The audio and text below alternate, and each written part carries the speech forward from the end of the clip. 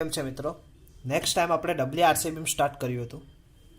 ડબલ્યુઆરસી બીમમાં ફરીથી હું થોડુંક ઉપરથી ફટાફટ રિવિઝન એક વખત આપણે કરી લઈએ. મેં એક બીમ સેક્શન ડ્રો કર્યો હતો કાલે. આ બીમ સેક્શનમાં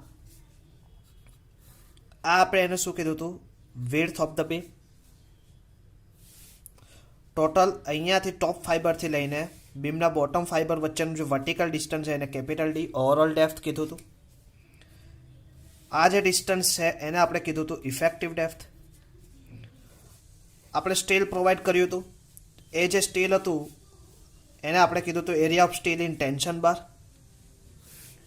કમ્પ્રેશનમાં બી આપણે સ્ટીલ પ્રોવાઈડ કર્યું હતું. એ જે સ્ટીલ હતું એને આપણે નામ દીધું હતું area of steel in compression bar. Clear? આ સેન્ટરથી ટોપ ફાઈબર વચ્ચેનું જે વર્ટિકલ ડિસ્ટન્સ છે એને આપણે કીધું હતું D dash. Effective cover in compression bar. Clear? આ બધું ક્લિયર થાય છે. હવે આપણે બધાનું મનગમતું ન્યુટ્રલ એક્સિસ કન્સિડર કર્યું હતું. હવે ન્યુટ્રલ એક્સિસ એના સેન્ટરમાં ઉપરનો ભાગ એટલે કમ્પ્રેશન ઝોન, એટલે કે કોન્ક્રીટનું સેન્ટરથી ટોપ ફાઈબરથી આ જે સેન્ટર વચ્ચેનું ડિસ્ટન્સ 0.42 ઇન્ટુ એક્સયુ, અને આ ડિસ્ટન્સથી સ્ટીલના સેન્ટર, ટેન્શનમાં રહેલા સ્ટીલના સેન્ટર વચ્ચેનું distance, lever arm distance Z, એને Z1D minus 0.42 into XU. Same is it is આ ડિસ્ટન્સથી, કેમ કે હવે કમ્પ્રેશનમાં બે મેમ્બર છે, એક તો ઓલરેડી સ્ટીલ પણ છે અને સાથે સાથે કમ્પ્રેશન એટલે કે કોન્ક્રીટનું પોતાનું એક સીજી પણ છે. આ સ્ટીલથી આનું વર્ટિકલ ડિસ્ટન્સ તો કે ટોટલ કેટલું? તો કે D માઇનસ ડી ડેશ. કેવી રીતે? તો કે ડીમાંથી આ ડી ડેશને હું ડિડક્ટ કરી દઉં તો મને શું મળે? Z2 lever arm distance at compression zone એ to steel, due to steel, compression ઝોનમાં રહેલા સ્ટીલને લીધે લીવર આર્મ ડિસ્ટન્સ 2.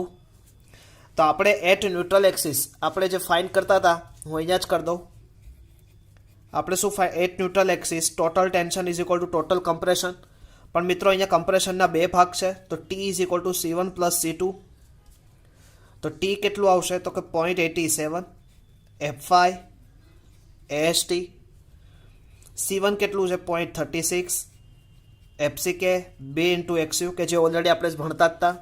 અને C2 કેટલું નવું આવ્યું કે જે સ્ટીલના ટેન્શનને લીધે FSC ASC. ક્લિયર? હવે FSC ASC સૂત્ર ઓલરેડી તમે ભણી ગયા છો મિત્રો. કેવી રીતે?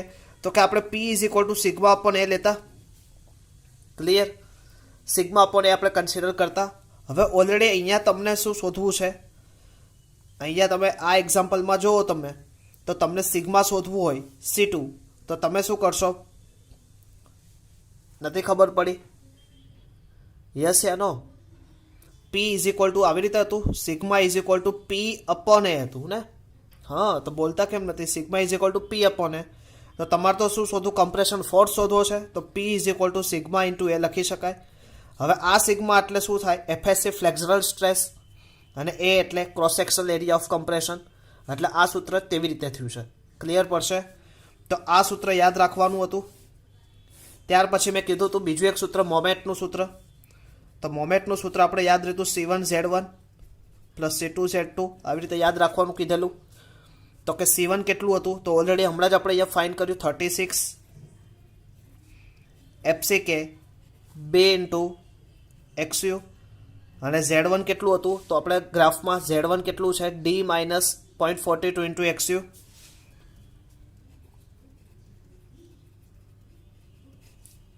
C2 કેટલું છે આપણી જોડે? C2 FSC ASC અને Z2 D minus D dash. યાદ રહેશે? તો આ ઇક્વેશન શું હતું મારું મોમેન્ટનું? તો આજે હવે આપણે એક એનાલિસિસ તો એક્ઝામ્પલ સોલ્વ કરીએ મિત્રો. ખૂબ જ સહેલો એક્ઝામ્પલ હશે. તો એનાલિસિસ તો એક્ઝામ્પલ સોલ્વ કરીએ પહેલાં એક વખત ખાસ મિત્રો આ બે સૂત્ર તમારા નોટબુક્સમાં લખી નાખો. મિત્રો હવે થોડુંક અહીંયા એક ક્વેશ્ચન હતો. મને કાલે એક જણાએ ક્વેશ્ચન પૂછ્યો હતો કે સર આ એફએસસીની કિંમત કેવી રીતે લેવાની? તો આપણે સમજી લઈએ. એફએસસીની કિંમત જો તમને FE250 આપેલું હોય તો એફએસસીની કિંમત તમારે ડાયરેક્ટલી લઈ લેવાની. FSC બરાબર 0.87 F5, 0.87 F5. ક્લિયર? 0.87 F5 તમને ખબર છે શું છે? ટેન્શન એન્ફોર્સમેન્ટનો stress. FSC is equal to 0.87 F5 લઈ લેવાનું 250 હોય ત્યારે.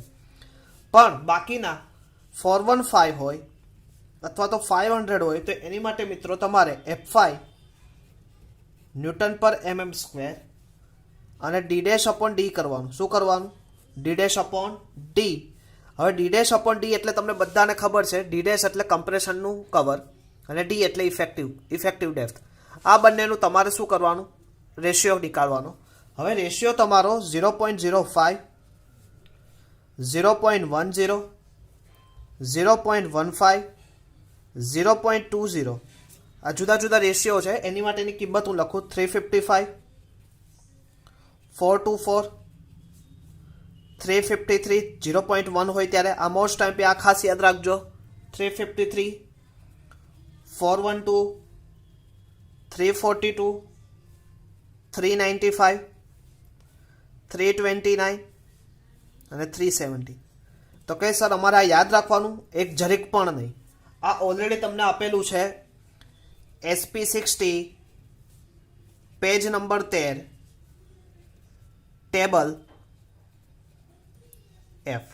એમાં ઓલરેડી તમને આપેલું છે. આ ખાલી આપણે યાદગીરી માટે અત્યારે આપણે આ સમજવા માટે મેં આ દેખાડ્યું. ક્લિયર? તો ફરીથી એક વખત બે ઇક્વેશન લખતા રહો તમે. ઓકે મિત્રો, હવે આપણે એક એક્ઝામ્પલ લઈએ આજે એનાલિસિસનો. તો જે ડેટા લખું ખાસ સમજવાનો પ્રયત્ન કરીએ આપણે.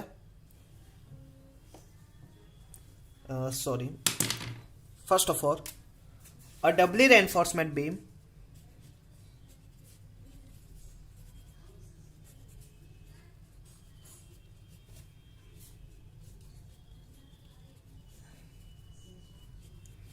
reinforced beam 300 mm into 600 mm overall in reinforced with 4 mm 20 mm 4 nose 20 mm diameter bar in as compression reinforcement and 6 nose 20 mm diameter bar as tensile zone tensile reinforcement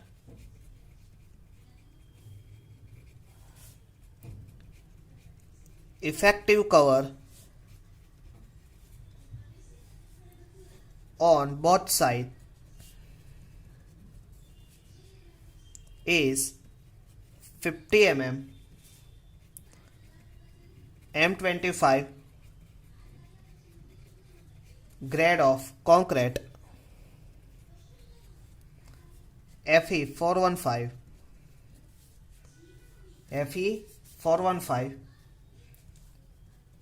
compute the moment of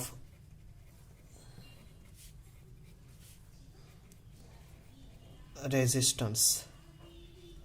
શું find કરવાનું છે? Moment find કરવાની છે. હવે પહેલાં તો આપણે data કેવી રીતે રીડ કરવો, કઈ ડિઝાઇન તમને ઓલરેડી કીધેલું છે મિત્રો, ડબલી રેન્ફોર્સમેન્ટ બીમ ડિઝાઇન. બીમની સાઇઝ તો સૌથી પહેલાં હું ડ્રો કરું છું. અહીંયા જો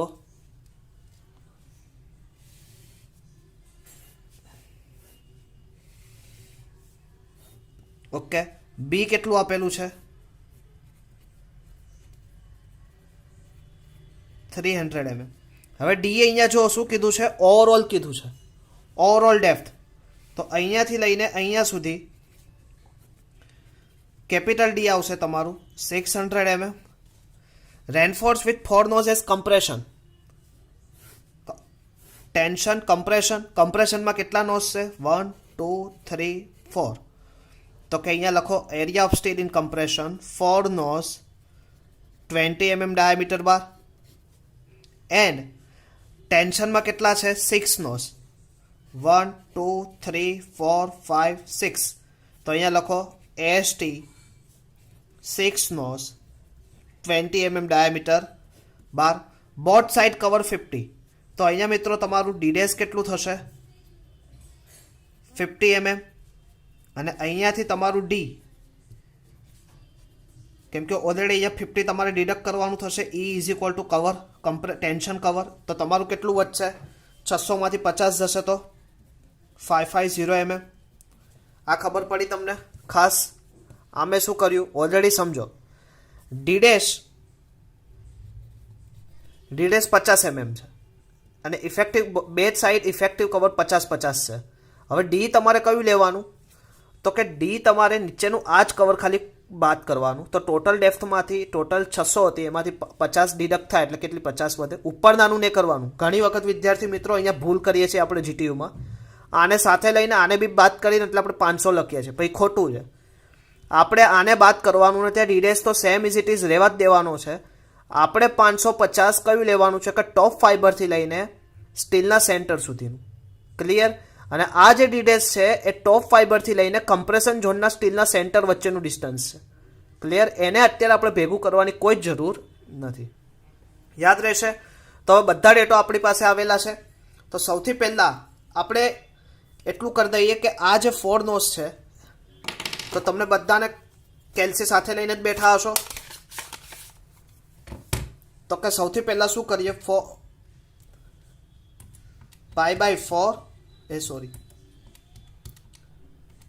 ઇન્ટુ 20 સ્ક્વેર ઇન્ટુ 4 તો કેટલો આવશે? 1256.63 mm સ્ક્વેર. અને 6 નોઝ કેટલા આવશે? તો આવી રીતે આપણે 6 નોઝનું કરીએ તો 5/4 ઇન્ટુ 20 સ્ક્વેર ઇન્ટુ 6 નોઝ તો કેટલા આવશે? 188.9 છે તો 85 કરી દો. 85 mm સ્ક્વેર. ક્લિયર? અહીંયા 1256 છે તો હું 1257 કરી શકું, કોઈ ટેન્શન નહીં.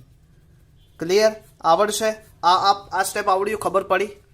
નેક્સ્ટ હવે તમારે શું ફાઇન કરવાનું છે? તો જે અનનોન ટર્મ છે બધા ફાઇન કરી દઈએ. તો બીજું તો આપણે શું ફાઇન કરવાનું હતું? એફએસસી. હવે ગ્રેડ કયો કીધો? FE415. એફએસસી માટે તમારે સૌથી પહેલાં તો શું કરવું પડતું હતું? D dash upon D. તો ડી ડેશ કેટલા હતા તમારા? 50 અને ડી કેટલા છે? 550. તો આપણે કરીએ 50/550 તો કેટલા વધશે? 0.09 એટલે 0.1 કહી શકું હું. હવે 0.1 આપણે કહીએ તો હમણાં જ મેં આજે શીખવાડ્યું હતું કે 0.1 આવે 415 હોય તો તમારે કઈ કિંમત લેવાની? 353. એ તમારું શું આવે? ડાયરેક્ટલી એફએસસી મળી જાય. યાદ રહેશે? F5 ની કિંમત ડી ડેશ અપોન ડીની રેશિયો 0.1 આવ્યો. F5 કેટલું લેવાનું? તો તમારે 415. તો તમારો આન્સર કેટલો થશે? આ બંનેને મેચ કરો તો 353 આવશે. તો તમને એફએસસી કેટલું આવશે? 353 ન્યૂટન પર mm સ્ક્વેર. ચલો, આ ટર્મ પણ મળી ગયું. હવે તમને ઇક્વેશનની વાત કરી હતી. Equation T is equal to C1 plus C2 0.87 F5 AST 0.36 FCK B into XU અને C2 કેટલું આવશે મિત્રો? C2 મને કહો. FSC ASC. સરસ. હવે આપણે શું શોધવું છે? XU.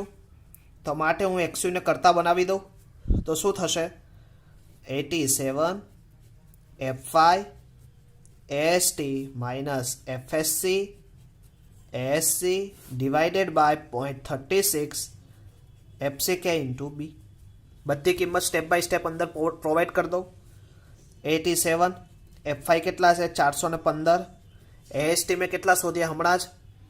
AST 1885.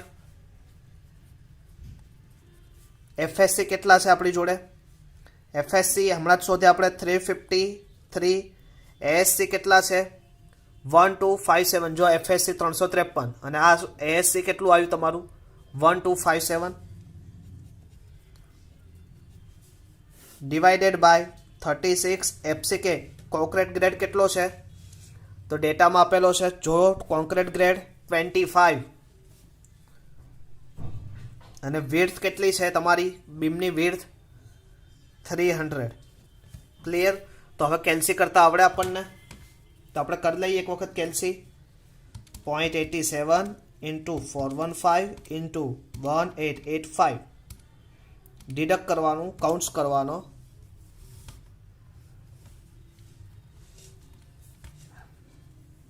353 1257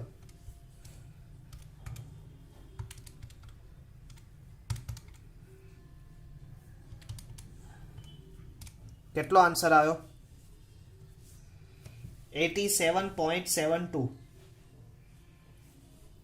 87.725. ક્લિયર? હવે આપણે ઓલરેડી પેજ નંબર 70 ઉપરથી આપણે એક્સો મેક્સિમમ ફાઇન કરતા હતા, તે ફરીથી અહીંયા આપણે એક્સો મેક્સિમમ ફાઇન કરવાનું. પેજ નંબર 70 415 માટે કેટલું આવતું હતું મિત્રો? 0.48 ઇન્ટુ ડી 48. ડી કેટલું લેવાનું તમને બધાને ખબર છે. ડી આપણે કેટલું લેવાનું? ઇફેક્ટિવ ડેપ્થ કેટલી હતી? 550. જો તમે 500 લીધું હશે ઉપર, જો તમે 500 લીધો તો અહીંયા બી તમારું પાછો ખોટો પડવાનો ચાન્સીસ થશે. એટલે ખાસ ધ્યાન રાખજો. 0.48 ઇન્ટુ 550 કેટલું આવ્યું? 264. તો હવે તમને જોતા જ ખબર પડી જાય એક્સયુ મેક્સિમમ ઇઝ ગ્રેટર ધેન એક્સયુ. તો સેક્શન કયો થશે તમારો? Under enforcement section. ક્લિયર? હવે તમારે શું ફાઇન કરવું છે? મોમેન્ટ ફાઇન કરવી છે. તો મોમેન્ટ ફાઇન કરવા માટે આપણે ફરીથી આગળના પેજ ઉપર જઈએ તે પહેલાં એક વખત આપણે જોઈ લઈએ. ક્લિયર? ખબર પડશે અંડર એન્ફોર્સમેન્ટ સેક્શન આ કેવી રીતે ફાઇન કર્યું એક્સયુ. ક્લિયર ને? ઓકે મિત્રો, ફરીથી આપણે MU is equal to C1 plus Z1 plus C2 Z2 equation હતું. C1 એટલે આપણે 0.36 FCK B into XU, D minus 0.42 into XU, FSC ASC D minus D dash લેતા બધી વેલ્યુ પુટઅપ કરી. ક્લિયર? FCKની વેલ્યુ, બીની વેલ્યુ, XUની value. D એટલે 550.42 XU, same is it FSC 353, ASC 1257, 550 minus 50. આ ટોટલ બધી વેલ્યુ અહીંયા પુટઅપ કરી એનું મલ્ટિપ્લિકેશન આપણે કેલ્સીમાં કર્યું. એક મેં આખો એક્ઝામ્પલ કરી દીધો, પછી મને ખબર પડી કે મેં પુશિંગ બટન ક્લિક કરેલું છે. એટલે મિત્રો ખાસ મેં આટલો એક્ઝામ્પલ, આ તો મને પહેલાં ધ્યાન ગયું.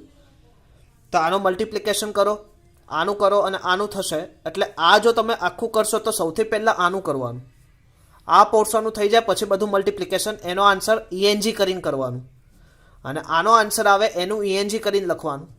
10⁶ 10⁶ તો કોમન જતા રહે. આ બંનેનો સરવાળો કરો, એ તમારો ફાઇનલ આન્સર આવડશે મિત્રો.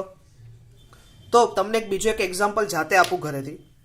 હું તમને ડ્રોઈંગ કરીને જ આપી દઉં, તમારે જાતે જ કરવાનું છે. બીમ સેક્શન છે. ટેન્શનમાં હું 4 સ્ટીલ 4 નોસ, કમ્પ્રેશનમાં 2 નોસ. ક્લિયર? આ તમને આપું છું 4 નોસ ઓફ 25 mm બાર.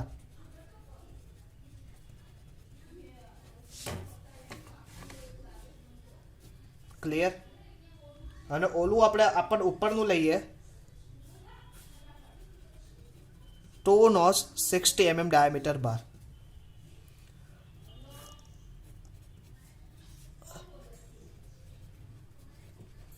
આ 250.